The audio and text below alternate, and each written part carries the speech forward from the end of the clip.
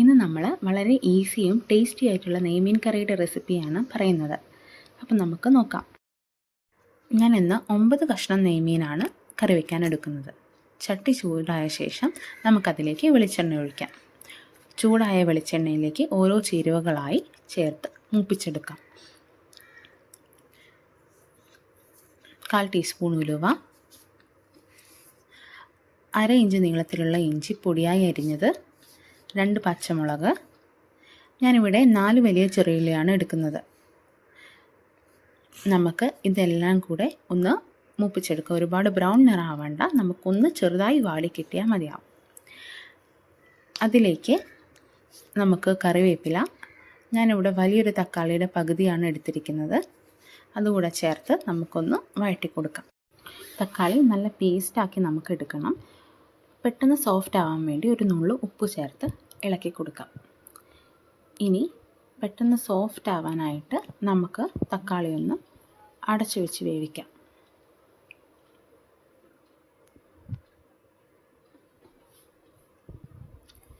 തക്കാളി നല്ല സോഫ്റ്റായി വന്നിട്ടുണ്ട്. ഇനി നമുക്കതൊന്ന് ഉടച്ചെടുക്കാം.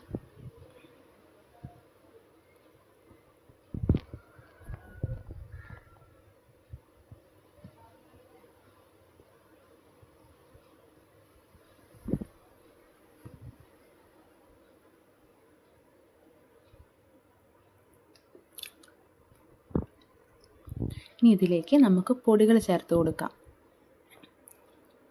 1.5 ടീസ്പൂൺ മുളക് പൊടി, എരിവുള്ള മുളകാണ് ഇവിടെ ഞാൻ ചേർക്കുന്നത്. നിങ്ങൾക്ക് എരിവ് ഇഷ്ടം പോലെ ചേർക്കാം. 1/2 ടീസ്പൂൺ മഞ്ഞൾപ്പൊടി. ഇത് നമുക്കൊന്ന് ഫ്ലെയിം ലോ ആക്കി ഒന്ന് മൂപ്പിച്ചെടുക്കാം. കരിഞ്ഞു പോവാതെ ശ്രദ്ധിക്കണം. മസാല മൂത്ത് വരുമ്പോൾ നമുക്ക് ചെറിയൊരു കഷ്ണം പുളി പിഴിഞ്ഞത് ചേർക്കാം. ഞാനിവിടെ വാളംപുളിയാണ് ചേർക്കുന്നത്. നിങ്ങൾക്ക് കുടംപുളിയും ചേർക്കാവുന്നതാണ്. ഇനി നമുക്ക് 2ാം പാലൊഴിച്ച് ഈ മസാലയൊന്ന് വേവിച്ചെടുക്കാം. നന്നായി ഇളക്കി യോജിപ്പിക്കുന്നുണ്ട്. ഈ സമയം ഞാൻ കുറച്ചുകൂടെ ഉപ്പ് ചേർത്ത് കൊടുക്കുന്നുണ്ട്. നിങ്ങൾക്ക് നിങ്ങളുടെ ആവശ്യാനുസരണം ഉപ്പ് ചേർക്കാം. നന്നായി തിളച്ച് വന്നിട്ടുണ്ട്. നമ്മൾ എല്ലാ ചേരുവകളും മൂപ്പിച്ചിട്ടതുകൊണ്ട് തന്നെ ഈ ഒരു മസാല വേവാൻ അധികം സമയം വേണ്ട. മുളകൊക്കെ പെട്ടെന്ന് തന്നെ വെന്ത് കിട്ടിയിട്ടുണ്ട്. നമുക്കിനി അതിലേക്ക് മീൻ കഷ്ണങ്ങൾ ഇട്ട് കൊടുക്കാം.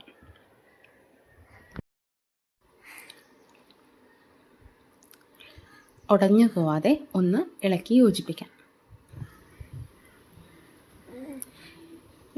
ഇനി നമുക്ക് അടച്ചു വെച്ച് വേവിക്കാം.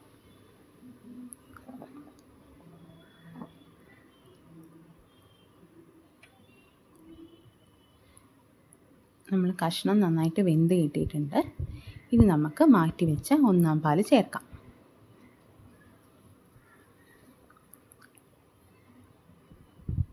അതൊന്ന് ഇളക്കി യോജിപ്പിക്കാം.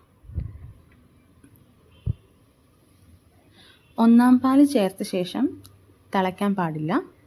ഒന്ന് ചൂടായതിന് ശേഷം നമുക്ക് വെളിച്ചെണ്ണ ഒഴിച്ച് വാങ്ങി വയ്ക്കാം.